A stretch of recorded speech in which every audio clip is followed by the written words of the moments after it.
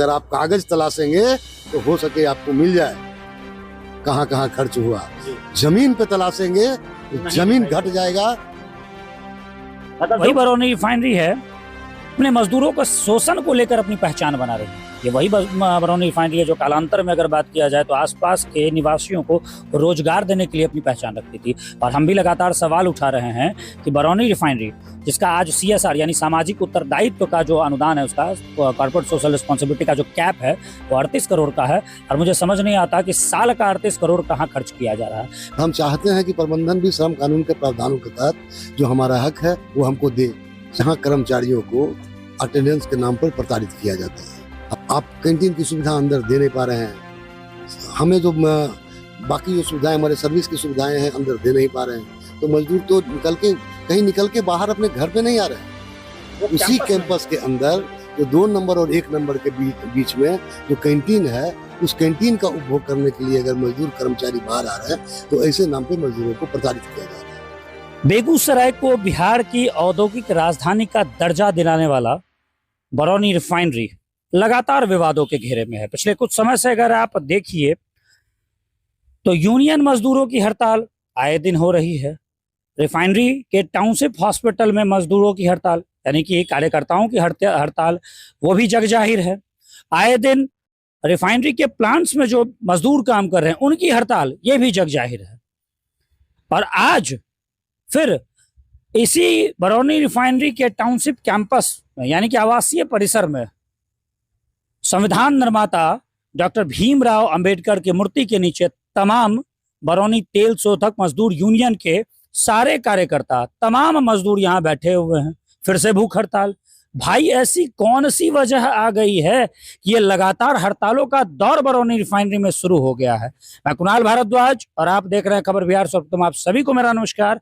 जुड़ रहे हैं तमाम मजदूरों के साथ और विवादों के घेरे में लगातार क्यों है बरौनी रिफाइनरी। सवाल आपके सामने और जवाब भी आपके सामने। क्यों है बरौनी रिफाइनरी लगातार सवालों के घेरे में, कौन बताना चाहेंगे हमें? सर क्या शुभ नाम हुआ आप? रजनीश रंजन। रजनीश जी ये बताइए क्यों विवादों के घेरे में लगातार हम लोग जो देख रहे हैं पिछले कुछ समय से बरौनी रिफाइनरी लगातार मजदूरों के हड़ताल से प्रभावित हो रही है। यहाँ का कामकाज भी लगातार हड़तालों से प्रभावित हो रहा है, ऐसा क्यों? देखिए, जहाँ काम होगा, जहाँ मजदूर अपने हक के लिए आवाज उठाएंगे तो वहाँ हड़ताल भी होगा, भूख हड़ताल भी होगा और आंदोलन भी होगा। जब मजदूरों की आवाज को दबाने की कोशिश की जा रही है, हमारा जो मांग है, जो बेसिक, चाहे ठेका मजदूर का मांग हो चाहे बाकी जो मांग है, वो बेसिक जो आप संविधान ने जो दिया है, इसीलिए आज हम बाबा साहब के पैरों के नीचे बैठे हैं कि संविधान ने जो हमें अधिकार दिया है, भारत सरकार ने जो श्रम कानून बनाया है, उस श्रम कानून को लागू कराने के लिए, श्रम कानून के प्रावधानों के तहत मजदूरों को हक और हकूक की रक्षा के लिए आज हम यहाँ भूख हड़ताल पे हैं। और बाकी आंदोलन भी इसी दिशा में, पीछे दिनों जो आंदोलन हुआ है इसीलिए हुआ है। और हम चाहते हैं कि प्रबंधन भी श्रम कानून के प्रावधानों के तहत जो हमारा हक है वो हमको दे। इससे प्रतीत होने की कोई बात नहीं, हम भुक्तभोगी हैं। जो कौन से हक की बात कर रहे हैं, मतलब कहाँ आपको लग रहा है कि कटौती हो रही है? मैं उन मांगों की बात करना चाहूंगा कि कौन से मांग, कौन सी मांगे हैं? देखिए, अभी हमारा जो बेसिक मांग है, जिस मांग के लिए हम आए यहाँ बैठे हैं, वो मांग सबसे महत्वपूर्ण मांग है कि नित्य दिन यहाँ कर्मचारियों को अटेंडेंस के नाम पर प्रताड़ित किया जाता है। अब अटेंडेंस के नाम पे क्या प्रताड़ित किया जा रहा है, इसको समझने की जरूरत है। हमारे कर्मचारी सुबह 6 बजे जाते हैं, 2 बजे आते हैं। हमारे यहाँ एकदम बायोमेट्रिक अटेंडेंस है। लोग जाएंगे 5 मिनट भी लेट नहीं जा सकते हैं और 5 मिनट पहले भी नहीं आ सकते हैं। इस बीच कोई मजदूर अगर कैंटीन खाने चला गया या एडमिनिस्ट्रेटिव बिल्डिंग जहाँ उनके ऑफिस सर्विस रिलेटेड जॉब होते हैं उसमें चला गया, वैसे हालात में मजदूरों को प्रताड़ित किया जा रहा है। आप कैंटीन की सुविधा अंदर दे नहीं पा रहे हैं, हमें जो बाकी जो सुविधाएं हमारे सर्विस की सुविधाएं हैं अंदर दे नहीं पा रहे हैं, तो मजदूर तो कहीं निकल के बाहर अपने घर पे नहीं आ रहे हैं।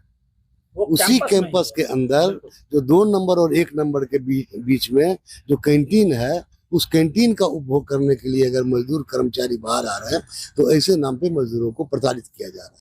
उनकी आवाज जो उठाएंगे, उनकी आवाज उठाने वाले मजदूर नेताओं को प्रताड़ित किया जा रहा है, झूठे केस में फंसा जा रहा है, झूठी चार्जशीट बनाई जा रही है और नित्य नित्य नए नए कारनामे करके मजदूर नेताओं को और मजदूरों को प्रताड़ित करने का प्रयास किया जा रहा है। अगर हम डरने वाले होते तो कलेजा तान के ये भीमराव अंबेडकर की मूर्ति के नीचे इस प्रबंधन के खिलाफ यहाँ अनशन पे नहीं बैठे होते। तो ये मजदूर डरने वाला नहीं है। ये बरौनी का मजदूर बड़ा ही क्रांतिकारी मजदूर है, क्रांति की धरती है और सींच के इस बरौनी रिफाइनरी को बनाया है। ये बरौनी रिफाइनरी को पहली बार में सिंगल शॉट में इतनी बड़ी रिफाइनरी नहीं बनी है और जितनी बार ये रिफाइनरी ने अपना एक्सपेंशन लिया है, मजदूरों ने अब आंदोलन किया है, मजदूरों ने अपना बलिदान दिया है और इस बलिदान के बदौलत बरौनी रिफाइनरी है। इसलिए यहाँ के मजदूर किसी से डरने वाले नहीं है। 2000 और 2026 या 22, 23, 24 कहने का मतलब ये है कि 2000 के दौरान भी मजदूरों की संख्या काफी थी, क्योंकि प्रोजेक्ट चल रहा था। उसके बाद एक बड़ा प्रोजेक्ट अभी ही आया, तो जब मजदूरों की संख्या बड़ी होगी तो आंदोलन भी ज्यादा होगा।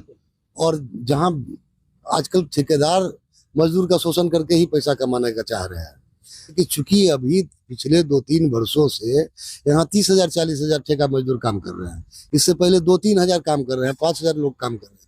तो 5,000 लोग का काम करना और 30,000 के काम करना, तो जितना बड़ा संख्या होगा समस्या उतना बड़ा होगा, आंदोलन उतना ज्यादा होगा। ये इसलिए अभी ज्यादा दिख रहा है।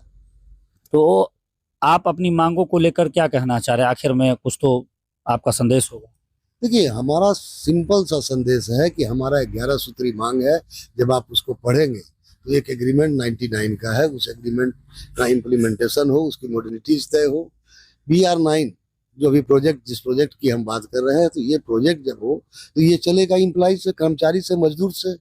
उन मजदूर के मैन पावर की अभी तक सुनिश्चित नहीं की गई है कि कितने मजदूर कहाँ काम करेंगे, उसको सुनिश्चित किया जाए।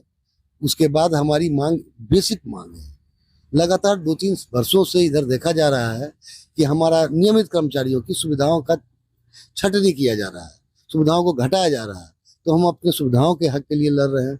और चौथा जो हमारा सबसे प्रमुख मांग है और सभी मांगों से भी ज्यादा महत्वपूर्ण है, हम अपने लिए, मैंने नियमित कर्मचारियों के लिए और ठेका श्रमिकों के लिए श्रम कानून के प्रावधान के हिसाब से जो उसको सुविधाएं हैं वो मिले। इसमें किसको कोई आपत्ति हो सकती है? 25 नवंबर को नया श्रम कानून लागू हुआ। हम एटक से एफिलिएटेड हैं, हमारी यूनियन उसका विरोध की, लेकिन कानून बना तो कानून तो बन गया। अब 25 नवंबर के बाद आ गया, अभी ये तो आपका जून खत्म हो गया, जुलाई। उसमें 2-3 कॉलम है कि हर ठेका श्रमिकों को भी पे स्लिप दिया जाएगा, बिल्कुल देना चाहिए, ये तो नियम ठेका श्रमिकों को भी अपॉइंटमेंट लेटर दिया जाएगा और हर ठेका श्रमिकों का भी ऑक्यूपेशनल हेल्थ सेफ्टी चेकअप होगा। ठीक है, स्वास्थ्य चेकअप, उनका जांच किया जाएगा, क्योंकि वो फैक्ट्री के अंदर काम करते हैं। एक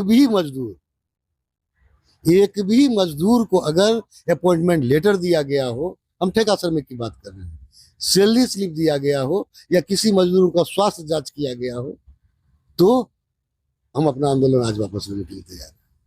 देखिए, एक बहुत बड़ा आरोप लग रहा है बरौनी रिफाइनरी पे। ये वही बरौनी रिफाइनरी है और आरोप लगने के पीछे की कुछ एक वजह मैंने पिछले बार भी आपसे साझा किया था कि ये वही बरौनी रिफाइनरी लगातार अपने आसपास के जो स्थानीय निवासी हैं, जो लगातार बरौनी रिफाइनरी के द्वारा प्रभावित हो रहे हैं, प्रदूषित हो रहे हैं, उनके लिए ना ही अस्पताल की सुविधा प्रदान कर पा रही है, स्वास्थ्य सुविधा ना ही प्रदान कर पा रही है, ना ही शिक्षा व्यवस्था प्रदान कर पा रही है। जबकि ये करना उसकी जिम्मेदारी है, ये एक नियम है, ये एक नियम है जिसे CSR एक्ट कहा जाता है।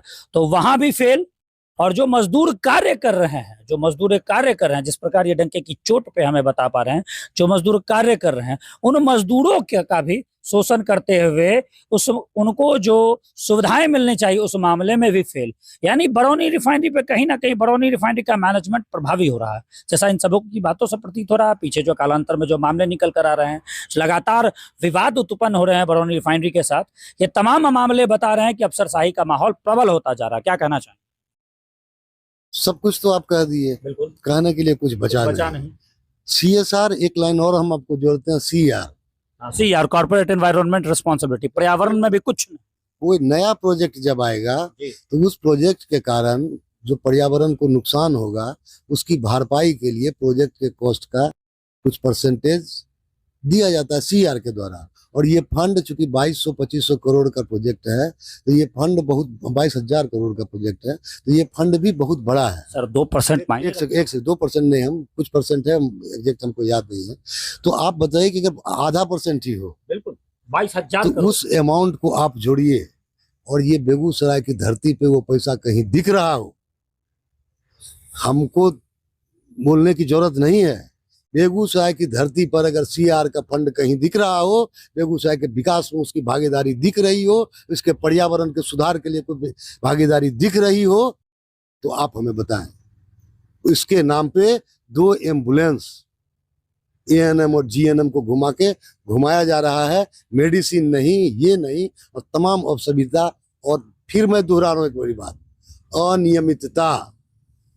जो कुछ समय पहले पिछले ही वीडियो में मैंने आपसे जो ये कहा था कि बहुत जल्द इस मामले में मैं आरटीआई फाइल करूंगा, तो जैसा कि सर हमें बता रहे हैं कि आरटीआई फाइल करने पे जवाब मिल जाएगा, लेकिन उस जवाब के आलोक में धरातल पर हम जब जाएंगे तो हमें वह कार्य दिखाई नहीं पड़ेगा, वो कार्य हुआ भी है या नहीं। ये लगातार सवालों के घेरे में, और पिछले कुछ समय से बरौनी रिफाइनरी लगातार, फिर से कहना चाहूंगा, लगातार विवादों के घेरे में, क्योंकि अफसरशाही प्रभावी है। और सबसे बड़ी बात कि जिस सांसद को हमने चुनकर भेजा, बेगूसराय के जनता ने चुनकर भेजा, वो सांसद महोदय, हमारे जनप्रतिनिधि, ना मजदूरों के हो रहे शोषण पर सवाल उठा पा रहे हैं।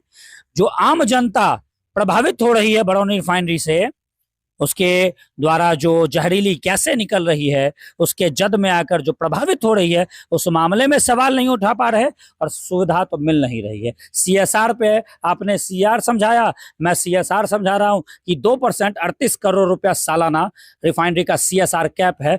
क्या 38 करोड़ रुपया कहीं दिख रहा है? तो आप जानेंगे ना सर, वही तो आप पत्रकार हैं, आप तो क्षेत्र में घूम रहे हो, जी बिल्कुल, ये घूम रहे हैं, आपको तो पता चलना चाहिए कि कहाँ दिख रहा है। इंडियन ऑयल का कहीं लोगो लगा होगा, किसी काम में, किसी अस्पताल में, किसी स्कूल में, किसी बेंच में, बच्चे के कंप्यूटर में, स्मार्ट क्लासेस में। सीएसआर के नाम पे 2 ही चीज दिखता है, श्री कृष्ण छात्रवृत्ति और दिनकर छात्रवृत्ति। इसके सिवा भगवान जाने। तो लगातार विवादों के घेरे में बेगूसराय को औद्योगिक राजधानी का दर्जा दिलाने वाला बरौनी रिफाइनरी